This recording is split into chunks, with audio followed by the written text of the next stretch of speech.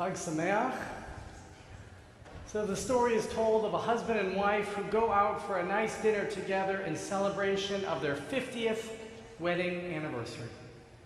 And sure enough, they're sitting there together having a nice quiet meal when all of a sudden the wife looks over and she sees the husband with tears streaming down his cheeks. And she says, "Honey, tell me on this our 50th wedding anniversary, tell me, what are you thinking? It's so sweet that here you are crying in celebration of 50 years. And the husband says, "Okay, you really want me to tell you what I'm thinking? Here's what I'm thinking. When we were dating some 51 years ago, your father said if I didn't marry you, he'd put me away in jail for 50 years. I'm thinking if I would have taken him up on his offer, I'd be done by now." Marriage is hard. And on this holiday of Shavuot, we celebrate marriage. The marriage between God and the Jewish people. Because our tradition teaches that on this holiday of Shavuot, this is the day of our marriage, several thousand years ago, where God took the ring that we call the Sefer Torah, and God presented it to us as our marriage. The Torah is the ring, and Shavuot is the wedding day, that we celebrate that marriage between God and the Jewish people. The covenant, the brit, is that marriage. And just as marriage is a give and take between two people, so too is that brit, is that covenant between God and the Jewish people.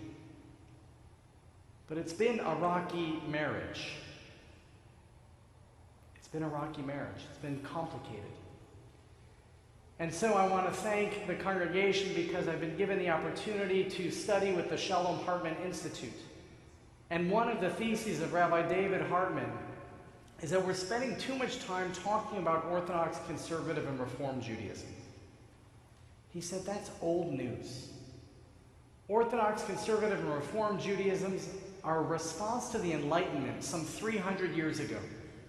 And when we talk in the language of denominational differences, we're using outdated language. Because to a certain extent, Enlightenment and reacting to the Enlightenment is yesterday's news. And what we have to be speaking about with regard to the covenant, with regard to how we serve God, with regard to the relationship among Jews, should have everything to do with the Holocaust and with the birth of the state of Israel. Should have everything to do with the Holocaust and the birth of the state of Israel, because those are two of the most transformational events in the history of the Jewish people. And we're just now figuring out how to process that reality. Rabbi Hartman says, look at the history of the Jewish people. You talk about the greatest tragedies, and you talk about the greatest triumphs. And two of them happened within just a few years, some 75 years ago. And we're just now beginning to make sense, of what the Holocaust and the birth of the state of Israel might mean to us. So I want to begin exploring this conversation with you today on this holiday of Shavuot. Because when we look at another example of the greatest tragedy, one of the greatest tragedies that happened to the Jewish people, and one of the greatest blessings that follows right after, we have to look to Passover and 4 centuries of slavery, followed by the Exodus, and 7 weeks later, the giving of the Torah on Mount Sinai. And our entrance some 40 years later into the land of Israel. Because that's the last time we experienced such sorrow and such joy in the course of such a short period of time. It took 1,000 years, really, for us to make sense of those events. To finally develop the Haggadah and the Passover Seder. And to begin to make sense. Because I'm sure if we look at the Torah and we ask the Israelites who came out of Egypt, it wasn't all simply wonderful because now we have the Torah and we have Israel. After 4 centuries of slavery, we're just going to forget about and say, Avadim hayinu lefaro b'Mitzrayim ata b'nei chorim. Yeah, we were slaves in the land of Pharaoh, but now we're free and everything's fine. God, we're all good. How can we say that when we still have Holocaust survivors in our midst? And yes, the birth of the state of Israel happened some 3 years after the conclusion of the Holocaust. But that's it. Now we can say, God, we're good. All is forgiven. Rabbi Hartman comes to teach that within every Jew is the two Abrahams. The Abraham of Akedat Yitzchak, the Abraham who said, God, whatever you say, that's what I'll do. You want me to take my son, my only son, the one that I love, and bind him on a mountain? That's what I'll do, God, no questions asked. You're God, me, I'm just Abraham, whatever you want. But then there's the Abraham of Sodom and Gomorrah. Right? The Abraham who says, God, what are you talking about? That's not right, that's not just, how can it be? And that's where we are today. Some days we're the Abraham of Akedat Yitzchak. You know what? Who are we to understand God's ways? You have the Holocaust, among the greatest tragedies that happened to the Jewish people, and 3 years later you have the birth of the state of Israel. Okay, God, it's your plan, and we're just here to carry it out. Some days that's where we're at. Other days we're saying, God, how could it be that you would take 6 million people, 1 million children? How could it be? Yeah, you gave us the state of Israel, but come on! At what cost? And so I'll invite you to turn to the sheet. We just spoke of covenantal theology. After 4 centuries of slavery, God heard the moaning of our ancestors. He remembered that eternal covenant with Abraham and Isaac and Jacob, that covenant that's never to be broken despite whichever side happens to break parts of the rules. And we see how God challenges us to be a kingdom of priests and a holy nation. God gives us the Torah, the rule book, on how God wants us to carry out the covenant, our end of the covenant. And what will God do if we carry out our end of the covenant? If we go back to Abraham, we remember that God will bless us. God will make our name great. God will make our descendants as numerous as the stars in the sky or the sand on the shore. Or as I joked Friday night, as many and as numerous as the pollen in the sky on an afternoon in June in Michigan. And God will give us the land of Israel, if only we keep up our end of the covenant. But God gave us 613 commandments. So does that mean as long as we keep 307 of them, we're doing our end? What if we keep the Big Ten? What does it mean to keep up our end of the covenant? And so as we come now to really begin to wrestle with the Holocaust and the birth of the state of Israel, we come to see, I'm going to look at some modern scholars, the bottom of page 1, continuing into page 2. And I invite you to join with me in reading Elie Wiesel. The Jewish people entered into a covenant with God, Elie Wiesel said. We were to protect his Torah, and he in turn assumes responsibility for Israel's presence in the world. Well, it seems for the first time in history, this very covenant is broken. If our end was to protect the Torah, and God was supposed to therefore protect us, God failed. And I recognize the chutzpah-ness, the chutzpah involved in making that sentence. That God failed to hold up God's end of the covenant. How else could a survivor of the Holocaust like Elie Wiesel process what happened other than to say, God, you failed us? And so we turn to the top of page 2. Professor Richard Rubinstein. He writes, I believe the greatest single challenge to modern Judaism arises out of the question of God and the death camps. I believe that our problem is how to speak of religion in an age of no God. How to speak of religion in an age of no God. I've suggested that Judaism is the way in which we share the decisive times and crises of life through the traditions of our inherited community.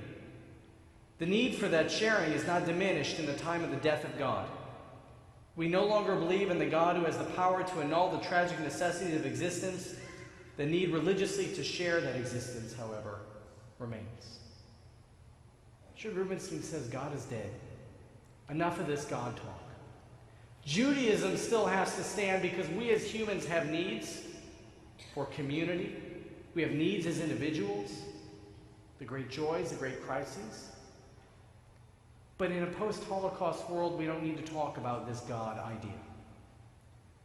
Because we don't want to believe or accept that we're in a covenant with a God who will allow that to happen. Now, mindful, we celebrate Passover. We don't have any problem with 4 centuries of slavery. Right? We recognize Tisha B'Av. We don't really have any problem with the destruction of not 1 but 2 holy temples and all the lives that must have been risked at that. But the Holocaust, now we're saying, is a break in covenantal theology. The Holocaust is different. But I ask us, is the Holocaust different? Is the Holocaust different than 4 centuries of slavery? Is the Holocaust different than the destruction of not 1 but 2 temples and all the loss of life and the loss of belief that must have come with that? Or is it merely the fact that the Holocaust happened in our time and we're still trying to make sense of it? So I invite you to join me now in looking at Rav Kook. Rav Kook was a rabbi in the early 20th century. He was the first chief rabbi of Israel. He was a Zionist, a religious Zionist. Rav Kook writes, secular Zionists may think they are settling the land for political, national, or socialist reasons. Right? Many of the early Zionists said, we're tired of waiting for God, we're going to do this ourselves. Rav Kook says those secular Zionists may think they're settling the land for political, national, or socialist reasons, but in fact, the actual reason for them coming to resettle in Israel is a religious Jewish spark in their soul, planted by God. That in fact, the birth of the state of Israel is all part of God's plan. Without their knowledge, they're contributing to the divine scheme and actually committing a great mitzvah. In the end, they'll understand that the laws of Torah are the key to true harmony and a socialist state that will be a light for the nations and bring salvation to the world. For Rav Kook, the Holocaust was not a breaking moment in covenantal theology. It was part of a divine plan for history that we can't understand. That the birth of Israel is also part of that same divine plan. Just as God giving us the Torah and God giving us the land of Israel after 4 centuries of slavery was all part of God's plan. Shlomo Amoneri adds, and the end of those secular Israeli pioneers who scout into the blindness of secularism and atheism, the treasured light inside them leads them into the path of salvation. Their end is that from doing mitzvah without purpose, they'll do mitzvah with a purpose. That secular Zionism will actually end up giving way to religious Zionism as God's plan in history starts to make sense to us. The further we're away from the tragedy and from the great joy, God's plan will start to make sense, and those so-called secular Zionists will become religious Zionists. Irving Yitz Greenberg, who I think was just in town, he was just in town this week. He writes a little differently. With regard to the covenant, to that marriage contract that God made with us thousands of years ago, Rabbi Greenberg says, what then happened to the covenant? I submit that its authority was broken, but the Jewish people, released from its obligations, chose voluntarily to take it on again. That is to say, we're not bound to the covenant because Abraham, Isaac, and Jacob said they were bound. Or because at the time of Moses, our ancestors said, Na'aseh v'nishma, whatever you say, God will do and will listen. Now it's a covenant of choice. All of us are Jews by choice. God was no longer in a position to command, Rabbi Greenberg said after the Holocaust. But the Jewish people was so in love with the dream of redemption that it volunteered to carry on its mission. Imagine that. God broke the covenant. God did not hold up his end of the deal. But we're so in love with God that even though God broke the fidelity of that marriage bond, we're going to stay in this relationship. Imagine how that might transform halakha, our way of walking with God. How does that transform our beliefs and our faith and what we are going to do for God? And I'll conclude here with Rabbi Jonathan Sachs. If you were to ask what our response to the Holocaust should be, I would say this: marry and have children. Bring new Jewish life into the world. Build schools, make communities, have faith in God who had faith in man, and make sure that God's voice is heard wherever evil threatens. Pursue justice, defend the defenseless, have the courage to be different and fight for the dignity of difference. Recognize the image of God in others and defeat hate with love. Twice a year on Yom HaShoah and the 9th of Av, sit and mourn for those who died and remember them in your prayer. But most of all, continue to live as Jews. We're just beginning to figure out how the marriage between God and the Jewish people has been affected by the Holocaust and the birth of the state of Israel. There are no easy answers. And I invite you to journey with me on a journey of learning and conversation as we really start to say denominations are yesterday's news. Now we say, what, less than a century after the Holocaust and the birth of the state of Israel, who are we? What do we do now? And what is our relationship with God? Chag Sameach.